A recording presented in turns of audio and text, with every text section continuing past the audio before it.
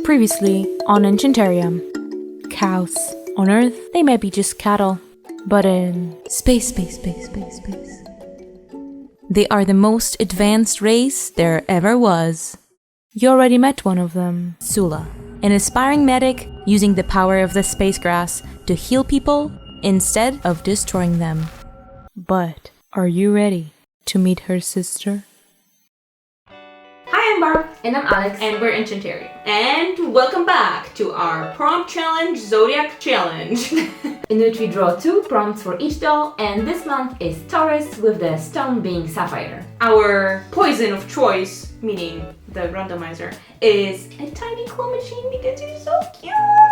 From your lovely suggestions under our previous video, I've compiled a master list of prompts to which you can still add by commenting under this video, and we are going to be following our way through this. I think, Alex, maybe you should start. Cheers! Let's see, nothing's here. This one wants to be grabbed. Grabby. Oh no. Come to Papa, come to Mama. Yeah. Let's see what we... Twins! We've got twins! Is this a precedent? I think we can check them both. This is Lasir! And this one is Fairy! Okay. Lasir Fairy! Let's see what I pick out. What you got? Which one will be the lucky one? Me!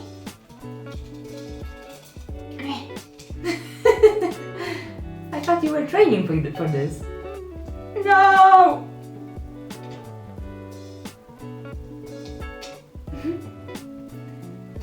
This is a real claw machine. Don't want to cooperate. Mine was too easy. Pastel. Do we want to keep 3 of them? Yeah, why not? Yeah, we can. So by accident I drew 2 of the prompts, Fairy and Lasir. And I have pastel, so I think it's gonna be interesting. Yeah, I'm thinking about blueberry milk kind of thing, because it's blue, like sapphire. Blueberry.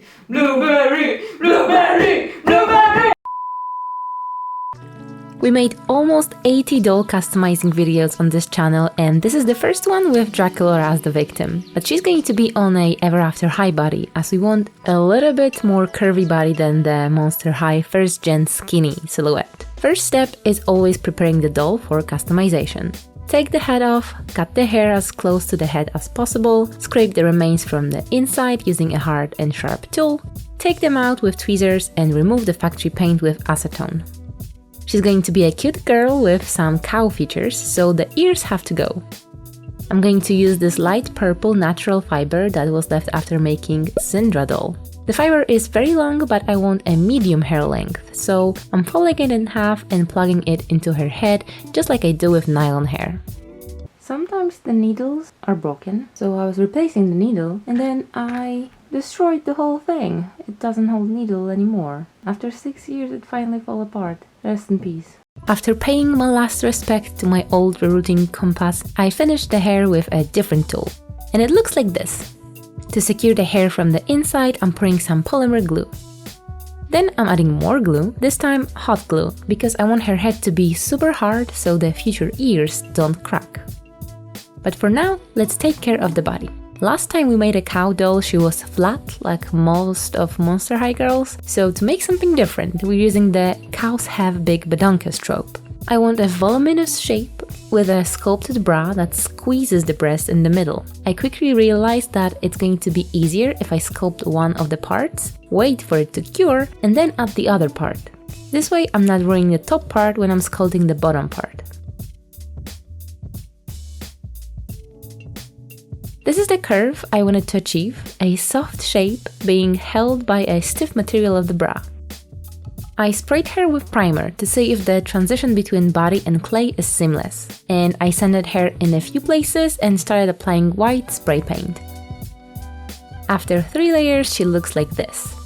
I'm so happy how the chest turned out. They look so soft and sexy, but not fake, at least in my opinion. I could finally place the head on and start working on her cow ears. I made a wire armature, covered it with aluminum foil and started sculpting with epoxy clay. The first layer was rough, but the second layer of clay made it more smooth and in a shape I wanted. After everything is cured, I can start priming her face with white gesso. This is the effect after 3 layers, and I decided to add more opacity and the right color with white acrylic paint and an airbrush. It took ages, but the surface was really nice, and I somehow was able to ruin the smooth texture from the airbrush by using matte acrylic varnish. I recently switched from Tamiya to Liquitex, and it appears I don't know how to use it, because I had exactly the same problem in the previous project. But never mind, let's take care of the face. I'm starting with 2 layers of Mr. Super Clear sealant to make a paper-like texture and draw basic shapes of the eyes and brows with watercolor pencil. I want the whole design to be blue, purple and pink, so I'm drawing blue irises and purple pupils. I really like this sculpt and I think she's one of the cutest in the Monster High line. I really don't know why we haven't been using Draculaura for more than 4 years. 4 years without Drax. I want something fairy-like on her face, and what can be more magical than fairy wings? I'm drawing tiny pink and purple wings on the outer corner of the eye and a sparkle in the inner corner. Before I make it again on the other eye, I want to sketch where the cow marks will go. But this is not a regular cow. Remember, she's genetically modified by the space grass. So her marks are going to be pastel. I want a watercolor vibe, so I'm mixing purple and blue watercolor pencils and blending them with water and white acrylic paint. Then I'm going back to painting eyes and her fairy makeup. I did a little bit of camera, as you can see, and now she looks like this. I added the same wings on the other eye, but in white and purple. The next step is to make her cute nose even cuter by adding some peachy pink pastels. Then I'm adding the lashes. I'm going for long, sleek and facing up. I want the makeup to be the focal point of the eye, so I'm drawing only a few lashes. I'm drawing them with purple pencil, but then I'm blending it with water to make it look less grainy. When I change the color of the face with acrylic paint, the surface is a little bit different than just a few layers of MSC. Usually, every stroke is visible and pencils have more grainy texture, but there are also good sides. For example, I could slightly change the shape of the brows by painting over them with the same color as the face has. It's pretty impossible when you work with an original skin color, the paint is always visible. So I could cheat a bit on this project. I'm adding catch lights and she's ready. Actually, later I added more details in the eyes and I changed the color of the lips for a little bit more saturated. But I love how she turned out. She's so magical and sparkly and just pretty. Since we're going for a magical and girly look, I'm gonna start by making a petticoat. I do a quick sketch of what I want to materialize out of the fabric and add some measurements and figure out how puffy it needs to be. From this very fine mesh tool, I cut out 3 cm strips that were about 50, 25 and 13 cm, and I cut 3 of each. On the longest strip, I marked a middle point and then divided the 2 sections in half and then in half again to make sure I can evenly gather the strips. I sectioned off the middle tier as well, and now I can pin the corresponding pins together, gathering the fabric on the longest strip in between. I attached the shortest strip the same way and repeated all that 2 more times for the other layers of the petticoat. I pinned the top edge together and I added a waistband to thread the elastic through, and I stitched the back seam together. I didn't like how the waist turned out, so I redid it by just top stitching the elastic onto the waistline. And with that, layer 1 is ready.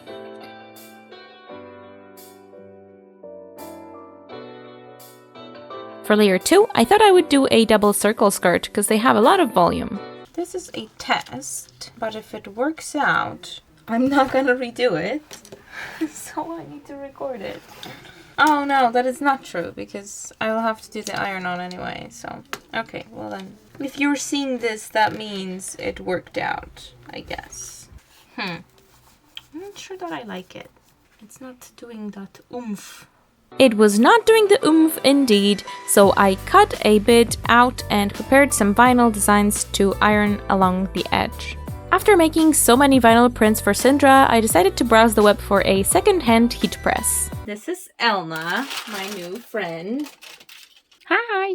I have literally done this once before, and it's so amazing, and it's so easy. Are you ready to be amazed? gonna like peel off. Intricate design. It's like Wow. it's Amazed. like nothing. Like what? Okay, well I shouldn't have spoken so soon. Peel it like it's hot. Peel it like it's hot. And that's it. And I'm gonna press it for 5 more seconds just to be sure. The final It's reveal. amazing, but it's amazing. Definitely not regretting buying it anymore because it works. Although she is chunky. But look at this. Nice. With the pieces pressed and cut, I split one of the pieces in half to make a back seam and attached the halves to the other piece at the sides. I pressed the seams open and began marking my pleat points. To do it, I trimmed down the template to be able to see it and mark at the same time, and I started folding the fabric, making sure I fold both at the top and bottom mark, as it's not a rectangular section but more trapezoid-like. I secured the pleats with a stitch and gave everything a press. To the top, I added a waistband, and she's a bit chunky in the waist, but we're not gonna be bothered by that. Let's take care of the body again. She needs more pastel cow spots, and I'm doing them in exactly the same way as on her face. So watercolor pencils, water and white paint. Then I added 2 layers of peachy pastels, in theory for the aesthetic, but actually so the chipping paint don't look awful, but it blends with the rest of the doll. The hair can be now freed from the protective cloth and styled. If you watch us from time to time, you may know that hair is my least favorite part of doll customizing, but this time I really enjoyed it. First, I'm making her hair lay flat by using a hair straightener on maximum heat. This goat fiber can take it, but if you're using nylon or other synthetic material, check if it's not melting. It happened to me once or twice, so I know what I'm talking about. Usually, I would pour hot water to flatten the hair, but this face has so many layers of primer, paint, varnish, sealant, pencils and pastels that I don't want to risk ruining it. As I said, hair isn't my strongest craft, and the only thing that I know and like to do is braids, so I'm making braids. We printed these horns when we did Tsula, and after 1.5 years, I finally found a good purpose for them. I used these files, I painted them and glued them to the head, where I left a space without any hair. My favorite way of making sure that horns look good with the hair around is making a braid under the horn. I decided to go for 2 pigtail braids, but it was not my plan from the beginning, so it created a ugly space in the middle. I left a strand going down from the top, and I'm plugging it to the holes on the bottom, so it's like a hair loop. I trimmed the edges and the bald part is covered. It's not the most conventional thing to do, but it works when you don't want to make a parting in a head that already is full of glue and it's stiff AF. Rerouting this would be pain. But going back to the front, I left 2 wavy hair strands near the ears and tiny braids on the forehead. With a little bit of glue mixed with water, I'm styling the strands. Hopefully they will stand as I want. I'm sure you remember the blueberries from the beginning. We went a little bit crazy. So I have to sculpt some. I'm using silk clay and doing little balls with some random fluffy bits on top. When cured, I can paint them blue and purple. I made this base from an iridescent vinyl, put a pin in it, and glued the blueberries. They look great with some additional leaves and beads, and they are perfect as hairpins. The purple hair looks very grey compared to all the pastel colors, so I'm trying to give it more life by adding pastels. I'm going to set it later with hairspray. One last piece that is missing from the outfit is the train, so I'm gonna add it now. It's really easy, I'm just cutting a quarter circle from a white mesh. I put it behind the doll to check if I liked it, but I did not, so I trimmed it a bit and attached a ribbon to be able to tie it to the doll. Since we pulled the Lassier as one of our prompts, I really wanted to do acrylic for her, and because she's a fairy, I thought to cut wings for her. I did a test piece and got decent results. Nice. So I slapped the file onto the acrylic board and went to the other room to put together furniture for the studio corner. In my first try, the laser must have moved the sheet and it wasn't cutting all the passes in the same spot, so half of the acrylic got ruined. I decided to cut them one by one then, but I was still messing up. And this one I moved. And these ones I think I'll be able to pop out because they're cut through on the other side. And these two I've cut. Success? I think. I was wrong and I could not for the life of me get these separated out. So I went back to what I knew how to cut, which is wood. Please tell me it's cut. Well, I'm gonna push it, but this one I know I can cut out. I'm gonna do one more, just bigger. So I'm worried for some of these pieces that they might be too thin. But yeah, wood never disappoints, and it's thinner. I wish I didn't run out of the acrylic before I got a decent thing, and I wish I could find some thinner acrylic too. Well, it is what it is. The wings need some spicing up. As always, something needs spicing up. First, I covered them with grey primer and added 2 coats of white spray paint. Now I can add a bit of color, and I chose pink to brighten the color palette. Now the experimental part. I'm trying to seal the gaps between wood and plastic with white glue. I tried on the smaller version that Barb cut first, and it worked alright. So let's see with a different plastic foil and in a bigger size. After the glue has dried, I'm pouring UV resin with shiny mica powders and adding pieces of iridescent Angelina film. I'm pretty sure there are going to be leaks, but I was hoping that it's going to be glue and I can remove it with water. It's better than a resin leak. This one is very hard to take off from painted wood. I cured it in a UV lamp and took it off from the foil. The other side needs more curing, and I can already see something wet and shiny on the wood part. I was right, and the glue can be removed with water, but there are also resin leaks, which I decided to simply cover with paint to make it matte. I added a few details with paint, and Barb placed the wings on the doll with hinges. I want to add a few details to the design, starting with the skirt. I added a gradient from top and diamond shapes in the middle. Painting on this kind of fabric usually takes a lot of layers. Here you can see the difference between these two techniques of decorating the fabric. Painting leaves always a little bit fuzzy edges, and the vinyl has very clean edges, and it's also shiny. I'm adding a more vibrant color to the bra and wondering what I can use to decorate the dress. Barb was around and she got a few ideas. Jakie są moje propozycje? Urocze kwiatuszki, No, cute. białe urocze kwiatuszki, Też cute. motylki Ooh, i inne kwiatuszki, perełkowe księżniczki. Damn, this is cute. And lastly, I chose these and also the golden butterflies. Okay, so we know the possibilities, now let's figure out how to place them. It usually takes me some time, but it's better if I try a few combinations before I fix it in place for eternity. Barb added golden caviar beads to the flowers with UV gel, and I start gluing them to the skirt. I'm using super glue in a gel form. It's very strong and usually invisible. For some reason, I always glue my fingers together, but I'm pretty sure it's an universal experience, right?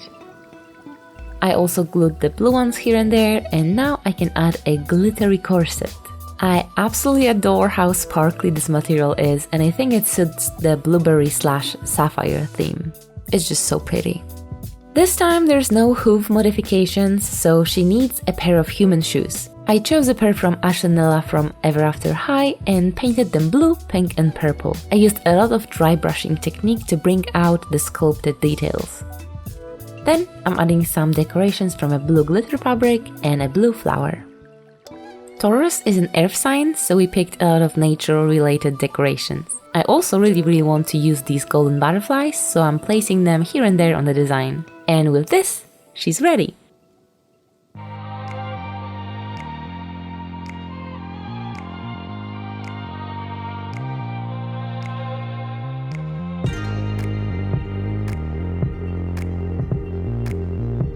This is how she turned out.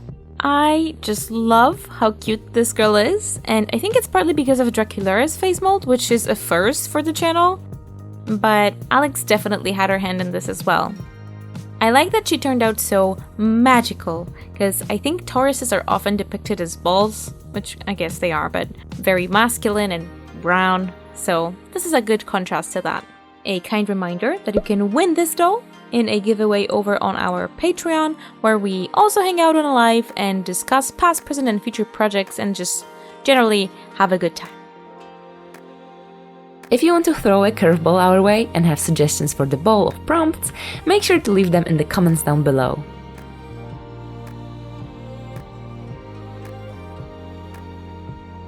Make sure to follow us on Instagram for some sneak peeks and subscribe for more cows. Have an enchanted day, and we'll see you next time. Bye! This video was made possible thanks to our Patreons. The biggest credit goes to our top Lost Sister tier supporters, Erica Warren, Aaron McCoy, and Red X.